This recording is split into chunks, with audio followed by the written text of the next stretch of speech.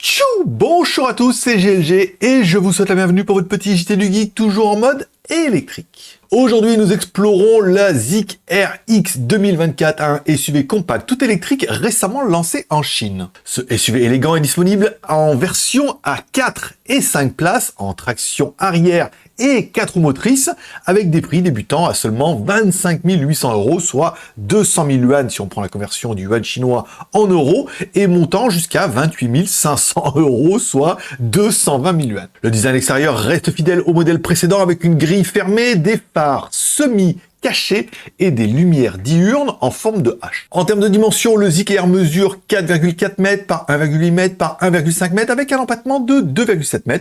Il est proposé en 6 couleurs, dont le nouveau gris saumon. Côté technologie, le Zik R est équipé d'un système d'assistance à la conduite ZAD avancé avec 31 capteurs pour une sécurité maximale. Niveau performance, la version traction arrière offre 200 kW de puissance avec une autonomie de 560 km, tandis que la version 4 roues motrices propose une autonomie de 500 à 512 km. Bon, c'est un SUV, donc forcément le 0 à 100, 5 secondes 8, bon, enfin pour au feu rouge, ça sera quand même plutôt sympa, ou 3,7 secondes pour la version 4 roues motrices. Bien, la batterie fera 66 kWh, encore une fois, en fonction du nombre de moteurs et de la puissance, on aura plus ou moins d'autonomie, bon, entre 500 à 560 km, ça reste déjà très acceptable. L'intérieur a été modernisé avec moins de boutons physiques et un grand écran central contrôlable, alimenté par le chipset Qualcomm Snapdragon 8155. Surtout, n'oubliez pas de vous abonner pour ne louper aucune vidéo. Pensez bien à cliquer sur la cloche à droite et mettre toutes les notifications.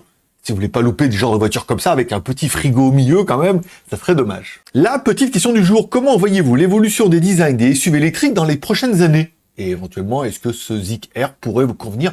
Moi, je le trouve très joli, très attrayant et tout. En plus, bon, forcément, en Chine, il est pas cher, mais bon, je pense que même déjà, chez vous, à 2 fois le prix, c'est-à-dire entre 40 et 60 000 €, bah, c'est trop cher, mais on est dans les prix du marché, puisque tous les concurrents sont dans cette gamme-là.